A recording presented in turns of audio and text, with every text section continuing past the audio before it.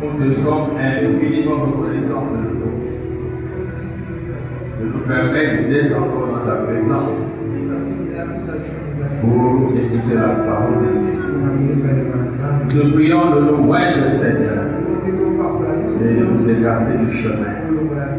Que ton esprit prenne le contrôle de toute activité présente. L'ennemi soit ôté loin de nous. Que la douceur de ton esprit nous conduise. Père, sois béni. Sois avec nous tous. Au nom de Jésus-Christ. Amen. Merci. Donnez ce que nous sommes. Prenons nos Bibles.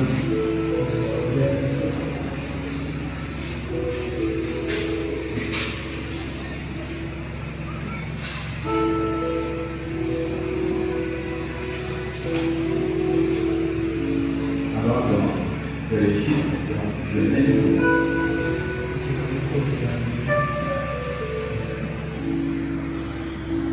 Genèse 12, verset 1 à 3.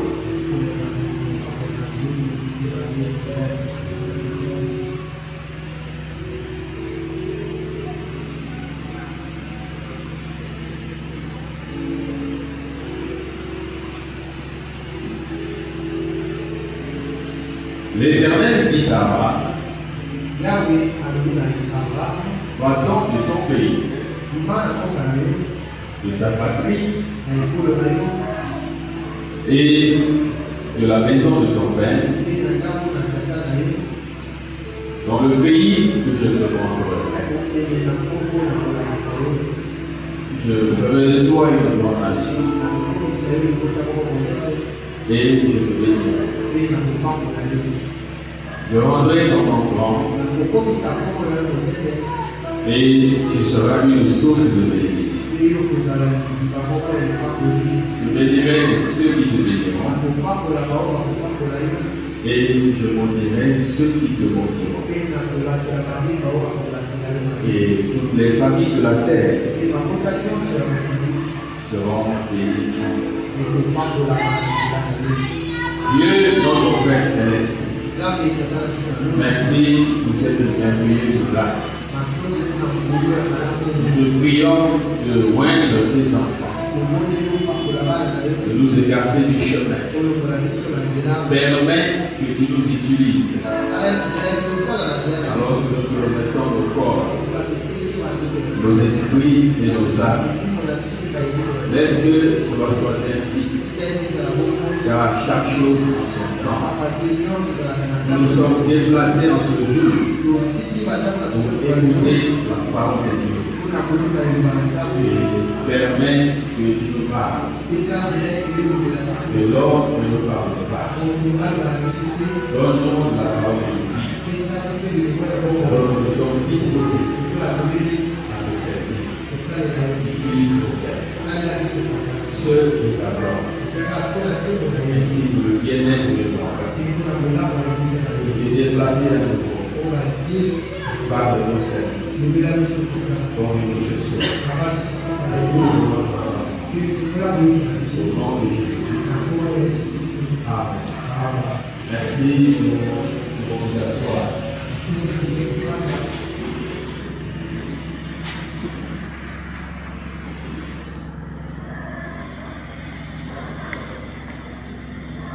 Je vous salue tous.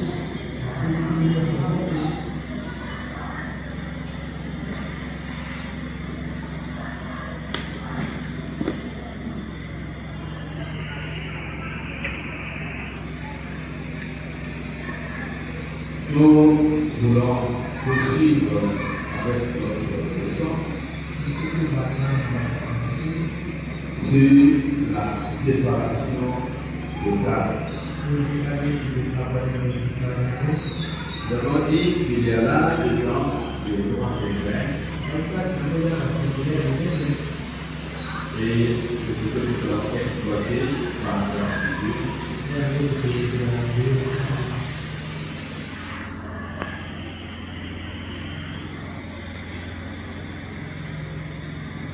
Il est écrit dans la citation de la parole de Dieu exige une séparation totale avec les publics.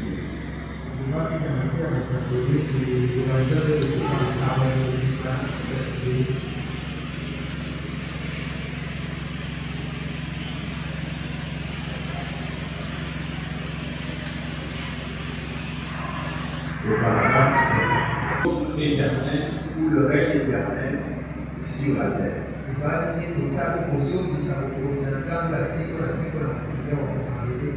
Ce plan était enfoui dans la pensée de Dieu.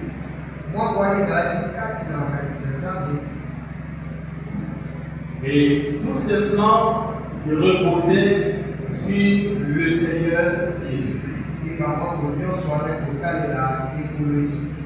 Cela est appelé le plan de rédemption. Alors là, au commencement, nous avons vu avec vous. Une fois que l'homme fut créé et placé là dans le jardin appelé Éden, il y vivait paisiblement jusqu'à ce que la femme, une aide semblable à lui, fut créée. La chute était dans l'homme. Ainsi, quand l'homme chuta dans le péché, Dieu est descendu dans la fraîcheur du soir, dans le jardin d'Éden, et il s'est mis à appeler l'homme. L'homme répondit, étant loin, en se cachant loin de la face de Dieu.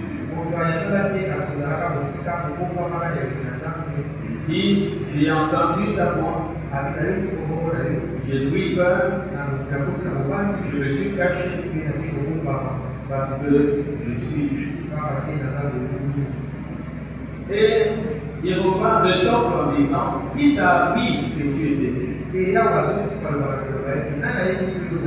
As-tu mangé de l'arbre que je t'avais défendu? Il dit, la foi que tu as mise à mes côtés, me l'a donné des journées. Femme, pourquoi l'as-tu fait? La femme dira, c'est le serpent qui m'a séduit. Alors, Dieu va se mettre à maudire le serpent. Cela se passe dans Genèse 3, verset 14 à 15. Et quand il a prononcé la malédiction sur le serpent, ce qui va suivre, c'est la grande promesse de toute l'humanité. Et la voici, je mettrai inimitié entre toi et la femme, entre sa postérité, entre ta postérité et sa postérité. Et celle-ci t'écrasera la tête, et toi, tu lui blesseras le talon. Alors, cette prophétie, ou encore cette promesse, parlait de la naissance virginale. Dieu ici venait de déployer le plan. Montrant déjà dès le commencement qu'est-ce que Dieu utilisera pour pouvoir racheter l'homme et le ramener à sa position originelle. C'est ainsi que nous avons voyagé dans le temps, dans les Écritures. Nous avons vu que lorsque le temps pour l'accomplissement de la rédemption était accompli, Dieu a envoyé un ange nommé Gabriel. Et cet ange Gabriel est allé vers une vierge. Une jeune fille vierge, mais qui était fiancée à un homme qui s'appelait Joseph. Alors, l'ange, quand il se révèle à Joseph, il dit, je te salue Myriam, toi qui as trouvé la grâce de Dieu. Il a dit que tu deviendras enceinte et tu enfanteras un fils. Myriam est donnée de toute cette grande nouvelle. Comment cela se fera-t-il parce que je ne connais point l'homme? Je ne connais point l'homme, comment je peux concevoir? Comment est-ce que je peux compter de postérité? Il a dit, ne crains pas. L'Esprit de Dieu te couvrira. Et alors tu deviendras enceinte. Et tu donneras au monde un fils. Alors ce fils, tu lui donneras le nom de Jésus. Alors ici, l'ange va révéler la mission de cet enfant qui est là. Il dit, c'est lui qui sauvera son peuple de son péché. Marie est allée apporter le message à Joseph qui était son fiancé. Et il a pris ça un peu comme ça. Quelque temps après, la grossesse a se manifestée. Joseph avait mal pris ça. Pour lui, c'était de l'infidélité tout simplement. Alors, dans cette pensée, il a commencé à dire, je vais rompre avec Anne. Et un jour, quand il va se coucher, cette fois-ci, ce n'est plus l'ange, Gabriel, mais plutôt Dieu lui-même. Il vient dans son sang et il vient parler à Joseph. Alors, qu'est-ce que Dieu dira à Joseph? Il dira à Joseph, Joseph, bec David, c'est-à-dire Joseph, fils de David. Il dit, ne crains pas de prendre Marie, ta femme, car la grossesse qu'elle a conçue vient du Saint-Esprit. Elle enfantera un fils. Tu lui donneras le nom de Jésus. Alors ici, Dieu va décliner la seconde mission de la troisième mission de cet enfant bien-aimé. Il lui dit, il sera grand et le Seigneur Dieu lui donnera le trône de son père David et il régnera éternellement et son trône n'aura point de fin. Donc ici nous sommes en face de le grand plan de rédemption qui était dans la pensée de Dieu depuis l'éternité. L'ange révèle à Marie que l'enfant qui naîtra, c'est lui qui a la responsabilité de racheter, c'est-à-dire sauver l'homme de son péché. Ça le rachat. Et ici, Dieu lui-même fait dire à Joseph que cet enfant régnera éternellement. C'est ainsi que nous avions dit que Dieu avait trois grands desseins dans son plan. C'était celui de se manifester lui-même aux hommes. C'était celui de racheter l'homme et prendre le contrôle. Et enfin, rétablir le règne éternel sur la terre. Ainsi, Christ, venant dans le monde, c'était Dieu se révélant aux hommes. Parce qu'il était lui, un enfant nous aide, un fils nous aide, appellera pas Dieu, Dieu puissant, Père éternel. Cet enfant qui est né n'est rien d'autre que Dieu invisible rendu visible. Christ, en venant au monde, c'était Dieu parmi les hommes. C'est ainsi que quand il est venu, sa venue a accompli deux choses. Il a accompli le premier plan, c'est-à-dire Dieu voulait se manifester lui-même aux hommes. La venue du Christ a accompli. Et c'était le Père pécheur marchant parmi les hommes. Et de cette même venue, il a accompli le second plan, qui consistait à racheter l'humanité.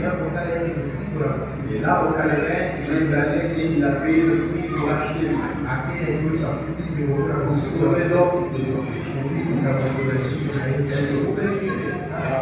Alors, ce qui reste à accomplir depuis le rachat jusqu'à aujourd'hui, ce qui reste à accomplir, c'est rétablir le règne éternel sur la terre.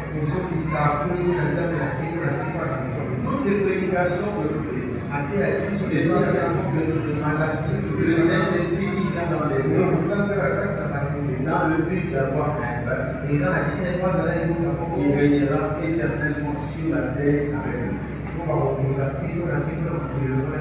Nous sommes en route vers le troisième plan qui est la restauration du royaume de Dieu sur la terre.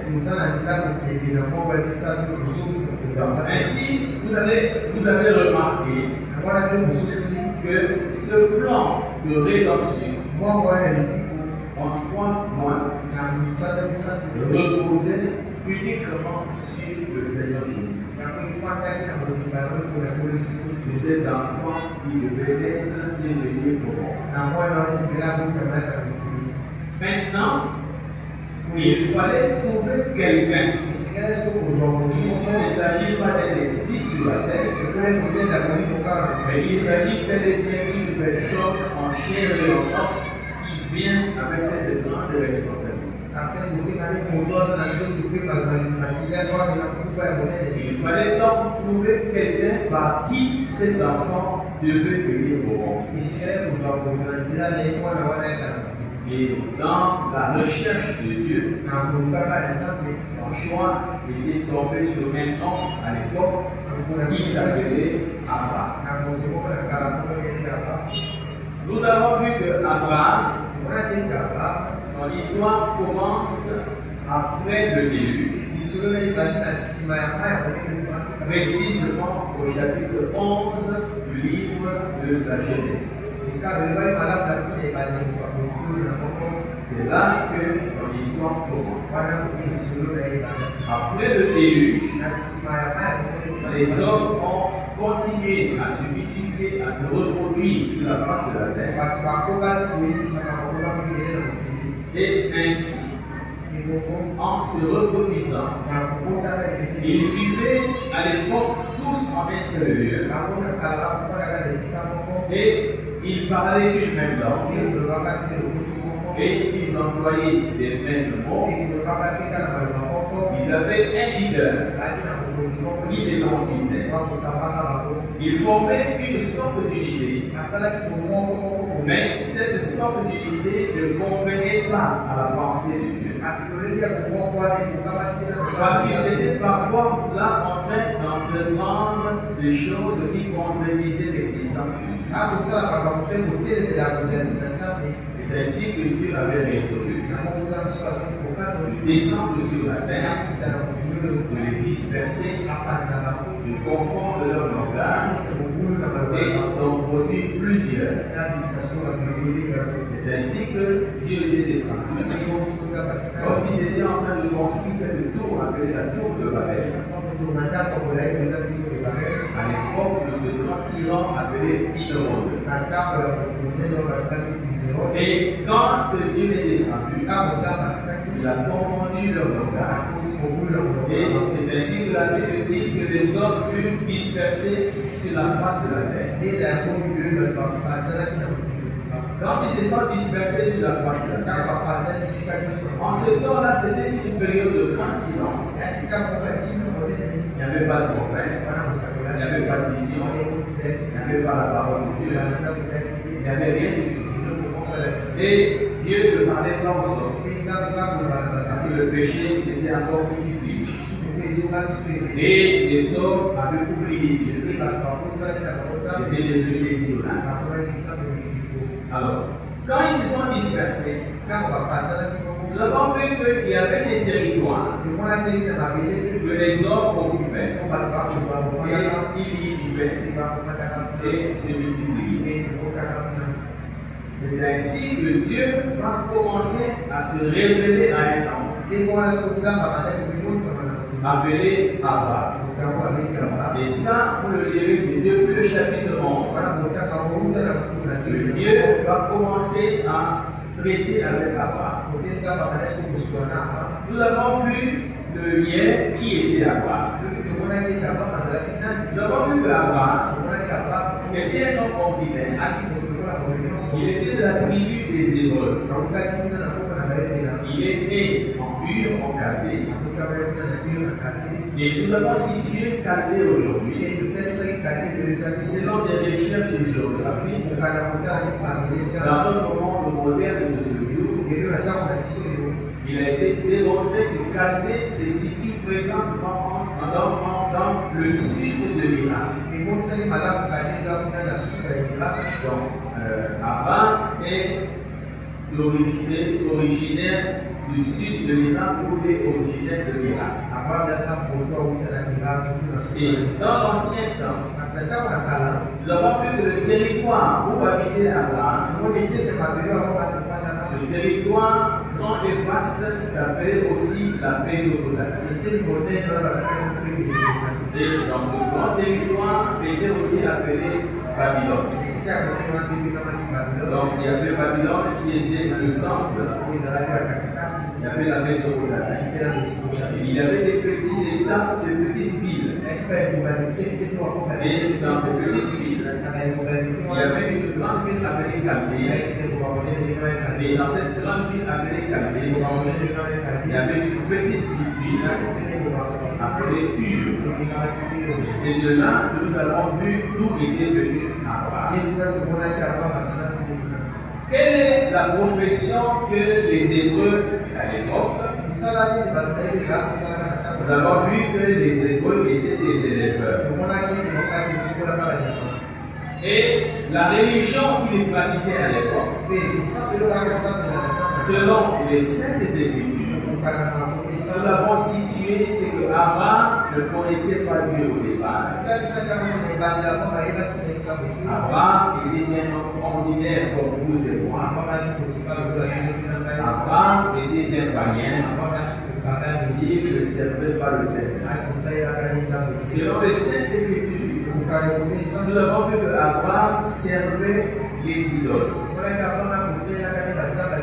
Alors nous pouvons relire cela dans Josué chapitre 24, verset 2, là où nous avons lu hier.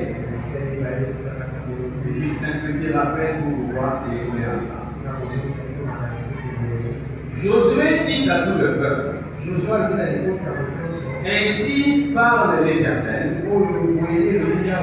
le Dieu d'Israël. Vos pères, Téra, père d'Abraham et père de Nacor, habitaient autrefois de l'autre côté du fleuve et ils servaient d'autres dieux. Amen.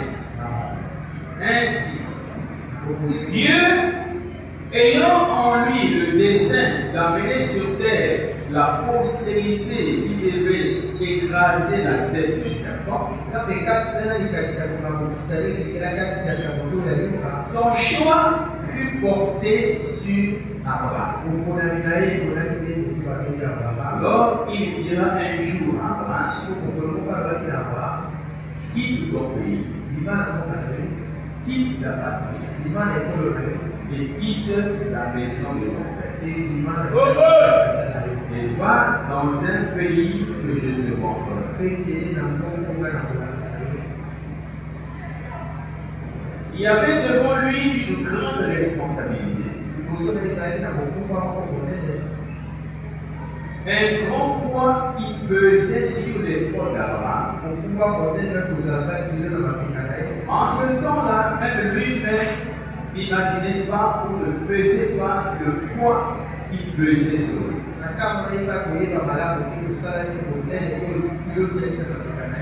Abraham avait une grande responsabilité. C'est que Dieu l'avait choisi afin qu'au travers de lui vienne le Sauveur. L'espoir de l'humanité tout entière se reposait sur Abraham. Il avait une grande destinée. À cause de ce grand projet que Dieu avait sur lui, il va alors lui demander de quitter son pays, quitter sa patrie et de quitter la maison de son père. En le faisant, il définit le but. Il dit à Abraham pourquoi il l'appelle. Pourquoi il lui demande de quitter son père, sa mère, sa famille, de quitter sa terre et sa patrie. Il lui dit au verset 2 et 3. Il lui dit ceci. Je ferai de toi une grande nation. Et je te bénirai. Je rendrai ton nom grand. Et tu seras une source de bénédiction. Je bénirai ceux qui te béniront. Et je maudirai ceux qui te maudiront. Il lui dit encore, et toutes les familles de la terre seront bénies en moi. Je voudrais que vous suiviez cette prédication avec beaucoup d'intérêt, afin que vous compreniez que Dieu n'est pas ordinaire, mais il ne fait pas des choses ordinaires. C'est lorsqu'il nous appelle, il y a effectivement quelque chose attaché à cet appel. Mais que les choses ne sont pas ordinaires. Ce n'est pas une plaisanterie. Mais il nous appelle effectivement pour quelque chose de vrai. Donc il faut que nous qui sommes des hommes, que nous comprenions que Dieu existe, que Dieu est vivant, et quand il nous appelle pour un but, et nous devons comprendre le but pour lequel Dieu nous appelle, et que nous devons travailler, vivre uniquement pour ce but-là. Je veux dire, beaucoup de gens aiment ça et là. Beaucoup de gens n'arrivent pas à être affermis dans la marche avec Dieu. C'est parce qu'ils ignorent mon péché. Suivez bien cette prédication. Quand Dieu l'appelle, il lui dit que toutes les familles de la terre seront bénies en toi. Quand Dieu appelle, il définit l'objectif. Donc il y a le but pour lequel il t'appelle. Et il y a aussi des choses que toi tu dois faire par rapport à cet appel. Il t'appelle, il te révèle pourquoi il t'appelle. Mais il y a aussi des choses que lui il attend que toi, à ton tour, que tu accomplisses. Les choses que tu accompliras devraient être en rapport avec l'objectif de Dieu pour lequel Dieu t'a appelé. Donc il te donne un objectif. Il te donne un but. Il te donne quelque chose pour lequel tu dois t'approcher pour vivre. Et toi, dans tout, tu dois aussi faire quelque chose pour pouvoir atteindre ce but. Alors, bien plus tard, suivez bien, plus tard, il va maintenant révéler à Abraham c'est que lui, Dieu attend de lui. Quand il appelle, c'est pour que toutes les nations de la terre soient bénies par lui. Voilà la responsabilité qui pesait sur Abraham. D'éternité en éternité, tout reposer dans les là. Notre réussite, notre victoire, notre marche, notre succès, tout reposer sur Abraham. Si nous sommes ce que nous sommes aujourd'hui, tout reposer sur Abraham. Alors il dit à Abraham au chapitre 17 et au chapitre 18. Chapitre 17, verset 1. Chapitre 18, verset 19. Suivez maintenant ce que Dieu attendait de la part d'Abraham. Il dit au verset 19, verset 9. Est-ce que vous pouvez suivre? Dieu dit à Abraham, toi, tu garderas mon alliance. Toi et ta postérité après toi, selon leur génération.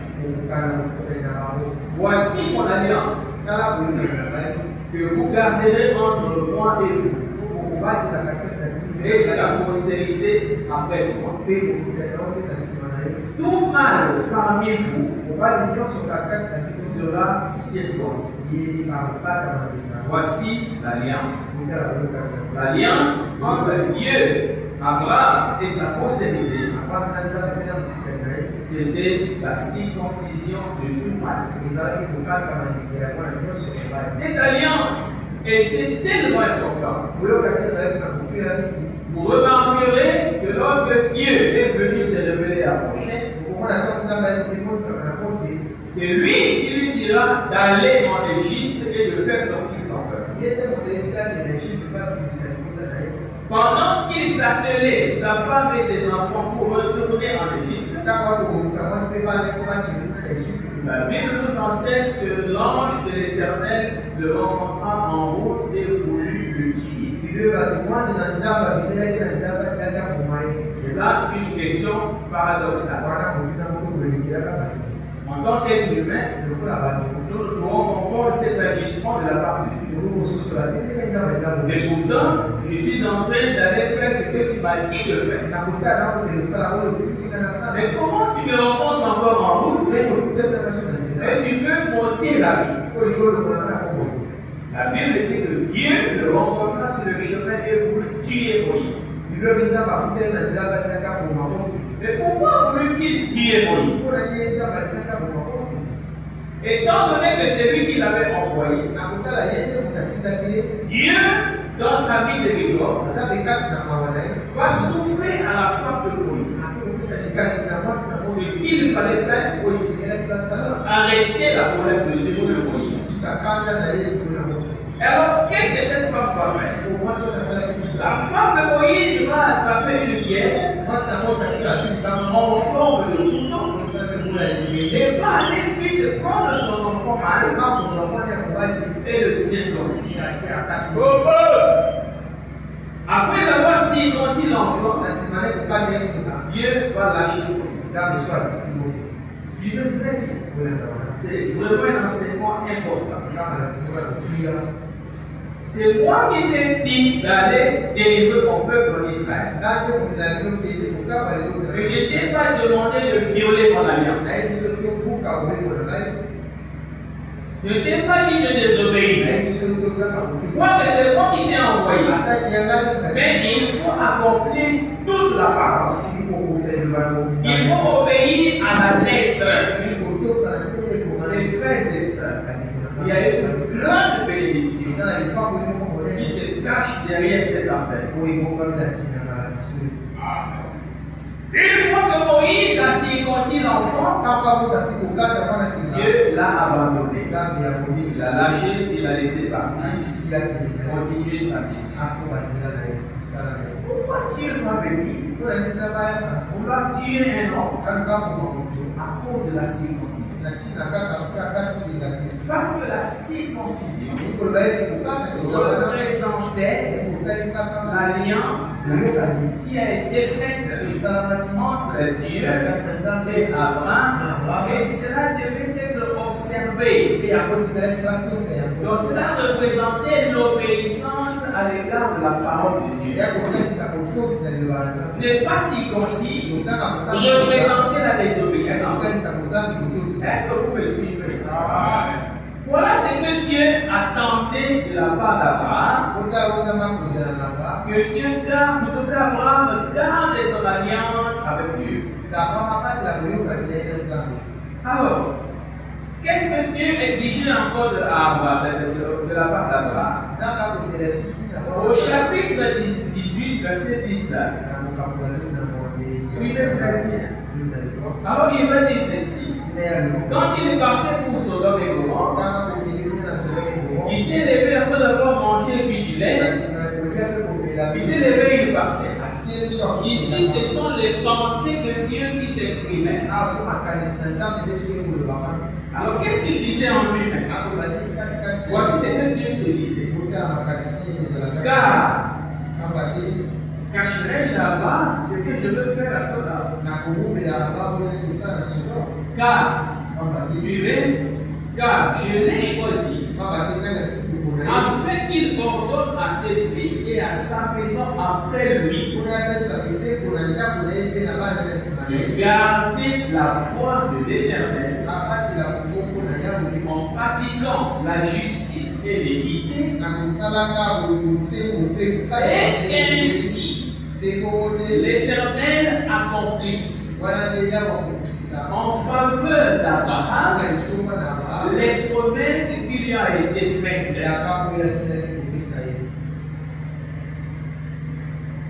Le peuple d'Israël, les enfants d'Abraham et Abraham, c'est-à-dire sa postérité. Quand on parle de la postérité, on va lire ça tout à l'heure. On va situer ça. Quand on parle de la postérité d'Abraham, ne voyez plus Israël physique. Ne voyez plus Israël. Ici, la promesse fut faite à Abraham et à sa postérité. Le Seigneur a bien précisé que toutes les familles de la terre seront bénies en toi, en ta postérité. La promesse fut faite à Abraham et à sa postérité. Donc Dieu demandait à Abraham de garder les commandements, de garder la ligne, de garder la parole de Dieu. Et Dieu ajoute, afin que moi, Dieu, que j'accomplisse ce que j'avais promis à Abraham. Donc, ce qu'Abraham devait faire, il devait garder l'alliance. Ce qu'Abraham devait faire, c'était d'obéir à la voix de Dieu. Il y avait l'alliance, qui est la circoncision, et l'obéissance complète et totale à Dieu. Est-ce que vous me suivez? Est-ce que vous me suivez? Voilà ce que Dieu avait demandé à Abraham. Cette responsabilité était tellement énorme. Il dit que je ferai de toi une grande nation. Suivez. Il dit à Abraham, je ferai de toi une grande nation. Je rendrai ton nom grand. Sachant qu'Abraham devait devenir une grande nation. Et que son nom devait être un grand nom sur la terre. À cause de cela, Dieu va lui dire quitter son pays de quitter sa patrie et de quitter la maison de son père. Chaque pays a son esprit. Chaque ville a son esprit. Et l'esprit de l'époque pour là où Abraham habitait était dominé par l'idolâtrie. Le pays représente l'environnement immédiat. C'est ainsi que pour l'éloigner de cet environnement démoniaque, l'éloigner de cet environnement idolâtre, les influences de l'esprit de son pays, de la domination de son pays, Dieu va demander à Abraham, sachant qu'il deviendra aussi une grande nation, Dieu avait pris la décision de l'isoler, de le retirer de son pays, de le retirer de l'esprit de son pays, de le retirer de l'esprit de l'idolâtrie de son pays, et de le retirer du paganisme et de l'isoler, parce qu'il avait un but de faire de lui-même là-bas une grande nation. Le laisser là-bas, se mélanger avec les autres, cela dérangerait le plan de Dieu. Est-ce que vous me suivez? Suivez ici ce que le corps de la déclare. Nous sommes dans le sermon intitulé Le patriarche Abraham, au paragraphe 4. Eh bien, Abraham était juste un homme ordinaire. Il n'était pas quelqu'un de spécial. Dieu ne l'avait jamais appelé. D'après tous les récits disponibles, jusqu'à ce qu'il eût 75 ans. Sa femme, qui était sa demi-sœur, avait alors 65 ans.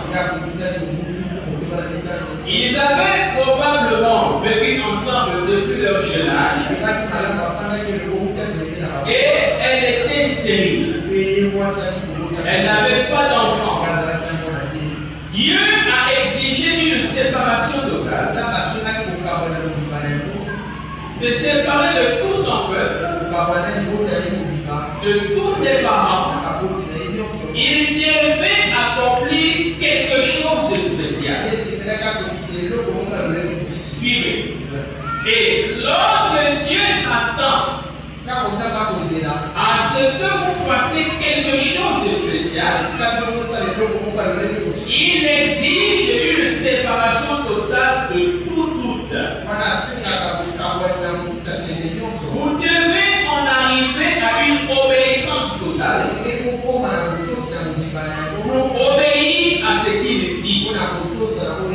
Dieu exige cela.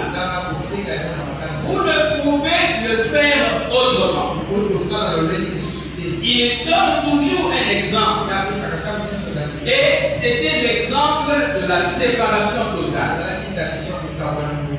La séparation d'avec toute sa famille, d'avec tous ses parents et autres, pour mener une vie séparée et consacrée à Dieu. Est-ce que vous me suivez? Quand Dieu veut faire de toi quelqu'un, il veut faire t'amener à accomplir quelque chose de spécial. Dieu te sépare. Lorsqu'il veut faire quelque chose de spécial, Dieu te sépare. Que représente le pays selon ce jour-là que Dieu l'avait appelé? Le pays représentait le territoire d'Abraham. Dans ce territoire, il y avait des divinités territoriales. C'est là où le frère Branham me parle. Il dit que chaque nation a un esprit. Il dit si vous allez en Allemagne, vous trouverez un esprit allemand. Si vous allez en France, vous trouverez un esprit français. Si vous allez aux États-Unis, vous trouverez un esprit américain. Si vous venez au Togo, Brazzaville ici, vous trouverez un esprit. Si vous allez à Kinshasa, vous trouverez un esprit. Dans chaque nation, il y a un esprit qui contrôle. Il y a un esprit qui domine.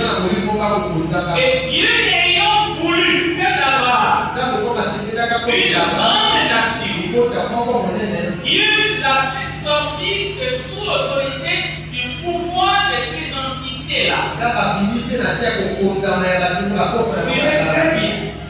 Dieu l'a retiré du pouvoir de la domination de ces esprits de l'époque qui dominaient son pays.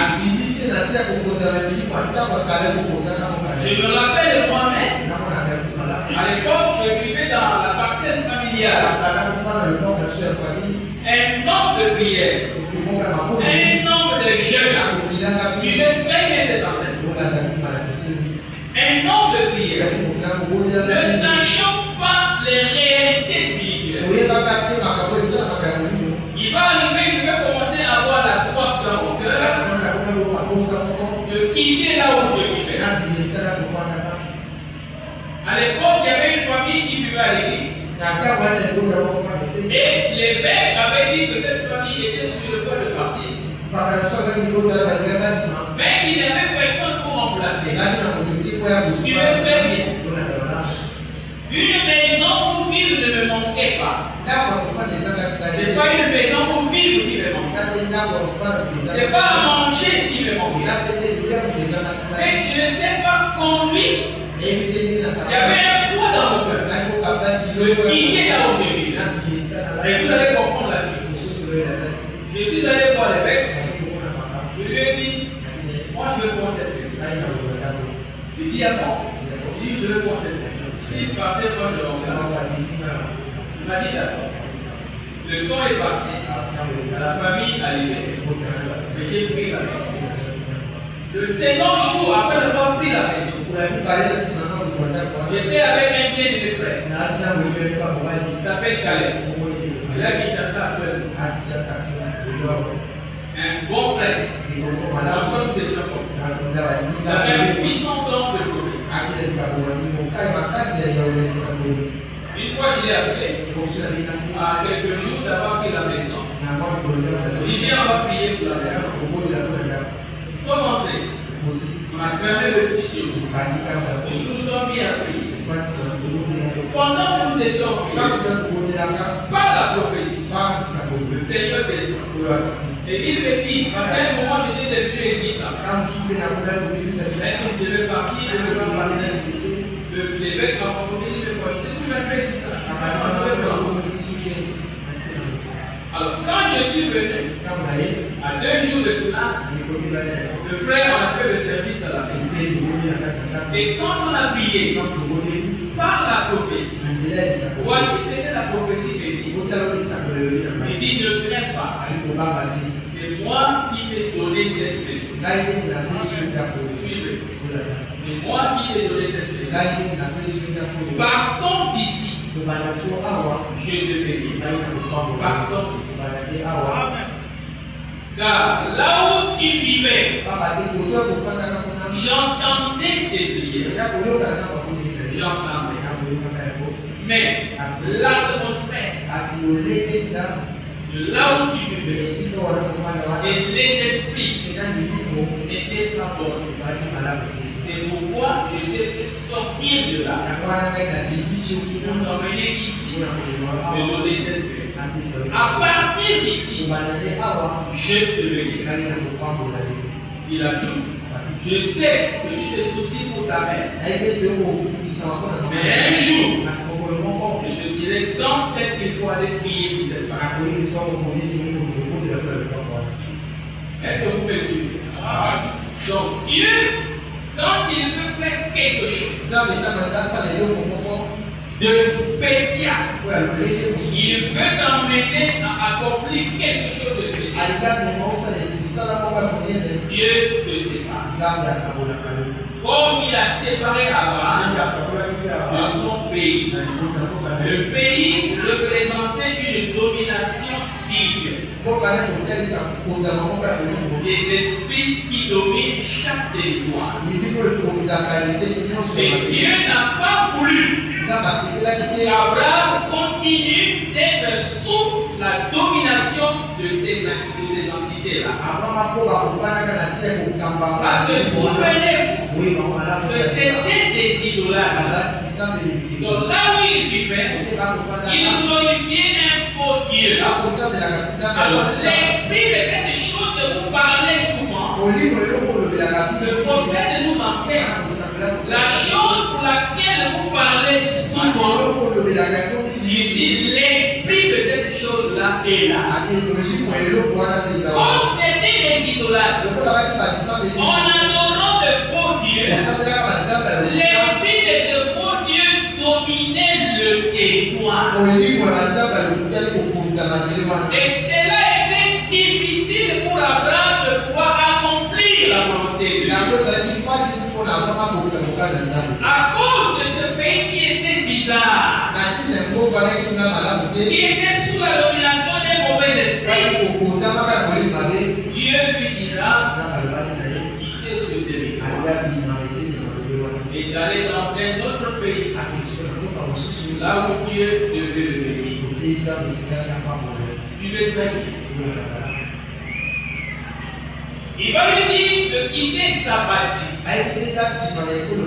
La patrie ici, selon le texte original en hébreu, représentait la parenté, représentait l'identité d'Abraham, l'identité culturelle, la tribu dans laquelle Abraham faisait partie. Cela représentait son identité culturelle. Donc Dieu va l'appeler pour une seconde fois. Cette fois-ci de quitter son identité. Il a fallu qu'Abraham quitte son identité. Lui qui était hébreu, qui était encadré dans la ville de Ur. Il était question que Abraham quitte cette identité pour aller embrasser une nouvelle identité. Pour aller commencer une nouvelle vie. Une nouvelle vie qui n'a rien à voir avec son identité de l'époque. Où il sera appelé non pas du nom de l'homme, mais du nom de Dieu. C'est la raison pour laquelle plus tard Dieu va même changer son nom. Parce qu'il était appelé à quitter son identité ancienne. Un fils de Dieu, une fille de Dieu, qui vient à Dieu, ne doit pas garder son identité ancienne. C'est ainsi qu'il est dit, quand quelqu'un est en Christ, il est une nouvelle créature. Les choses anciennes sont passées. Voici toutes choses sont devenues nouvelles. C'est pourquoi dans le Seigneur, tu ne peux pas être la même personne. Si tu es toujours la même personne, il y a quelque chose qui ne va pas. Il faut que quelque chose change. Ton nom doit être changé. Ton identité dans ton droit de quitter. C'est pourquoi frère, il y a des grandes leçons à l'intérieur. Un fils de Dieu, quand il vient à Dieu, ne doit pas rester le même. La même vie de débauche, la même convoitise, la même hypocrisie,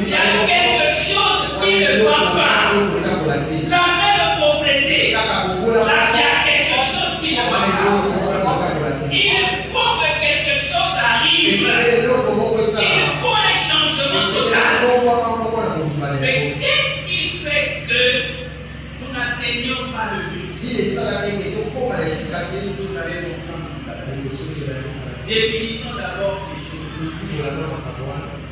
Et enfin, il va nous dire de quitter la maison de son père. La maison représente l'héritage parental. Nous avons dit que la patrie représente l'identité culturelle. Moi, je suis toujours c'est l'identité culturelle. Il était appelé à abandonner cette chose. Nous avons dit que le pays représentait la domination des entités négatives.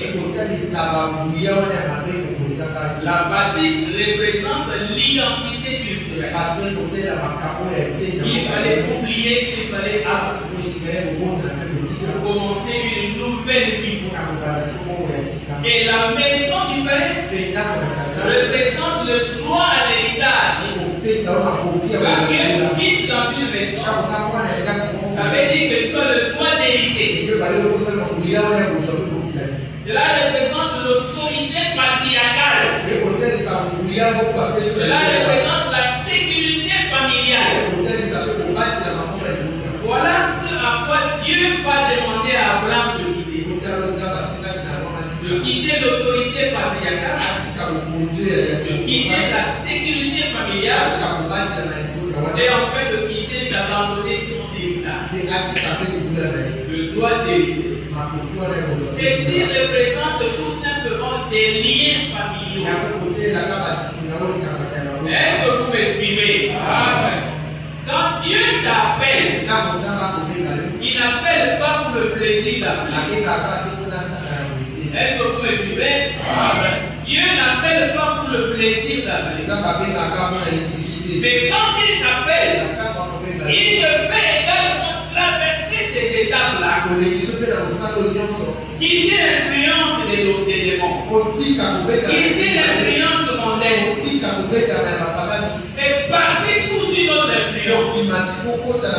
Quitter ton ancienne vie. Et rentrer dans une nouvelle vie. Quitter l'héritage du monde. Est-ce que vous me suivez? Pour hériter du côté de Dieu. Le véritable héritage qui vient de la part de Dieu. C'est que Dieu nous donne. Est-ce que vous me suivez? Est-ce que vous me suivez? Maintenant, nous sommes en train de dire ceci. Voilà ce que Dieu avait demandé à Abraham. De quitter l'influence des démons, de quitter son ancienne identité, de quitter l'autorité parentale, de quitter l'héritage. Est-ce que vous me suivez? En d'autres termes, ne plus être sous l'influence des liens. Voilà le langage spirituel. Tu es un fils de Dieu. Ce message doit vous ouvrir les yeux. Vous êtes les enfants de Dieu. Les influences de vos familles naturelles. Si vous quittez exactement comme Abraham avait quitté, aujourd'hui, vous devez comprendre que ces influences ne doivent plus jamais régner sur vous. Le Seigneur connaît le secret des mystères spirituels. Mais il a représenté par Abraham de quitter sous l'influence des liens familiaux afin que l'esprit de ta famille physique ne te contrôle plus, ne te domine plus. Si dans votre famille physique, papa l'a gâté, moi aujourd'hui, il faut pas là.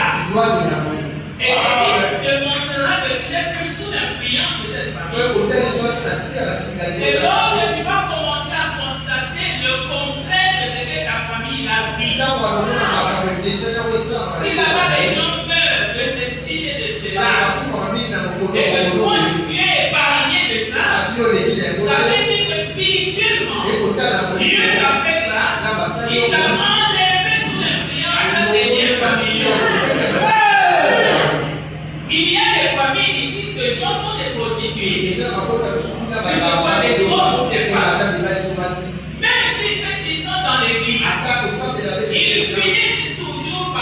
une mauvaise vie, une vie interpellée. Ce sont des liens familiaux. Dieu t'a appelé à quitter ces liens familiaux. Tu es une fille de Dieu. Tu es une fils de Dieu. Il doit être libre. Il faut être libre. Donc là-bas, il y a la pauvreté. Les gens ne réussissent pas, ils ne prospèrent pas. Ils font des études, mais ils ne font jamais loin. C'est l'influence des liens familiaux. Mais toi, tu es un fils de Dieu. Une fille de Dieu. Il faut que l'œuvre du calvaire apporte son impact dans sa vie. Et tu dois le sentir. Parce que tu l'as possédé d'abord. La promesse a été faite à Abraham sans posséder. Alors si tu l'as possédé d'abord, tu dois être libre.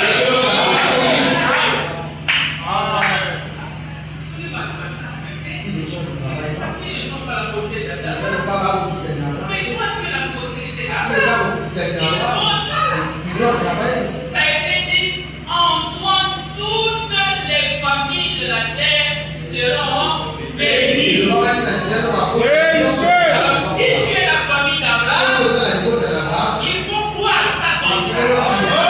Je suis béni. Je suis la postérité d'Abraham. Mon nom est Africa. Je ne suis pas ici. Je suis un fils de Dieu. Un fils de Dieu affranchi. Mon sang a été renouvelé. Dieu a mis en moi un autre sang. J'ai ma famille physique. Les autres frères et mes soeurs. Mais je suis un fils de Dieu. Je suis la famille de Jésus. Parce que Jésus a possédé d'Abraham. Partout où vous voulez la porte de vos pieds. Je viens vous abattre. Et la postérité possédera la porte de ses ennemis. Je dois la posséder. Ce message doit vous dépasser. Doit vous ouvrir les yeux. Est-ce que vous pouvez suivre? Est-ce que vous pouvez suivre? Pourquoi toujours que je dois être souillé? Pourquoi je dois toujours mener une mauvaise vie? Ça doit s'arrêter. Quand tu prends ta position, tu comprends qui tu es. Tu comprends quel est ton projet. Quel est ton objectif. Mais c'est là où les choses changent. Cette prise de conscience emmène les choses à un autre niveau. Est-ce que vous pouvez suivre? Est-ce que vous pouvez suivre? Mes frères et sœurs, vivez maintenant. C'est quoi le problème?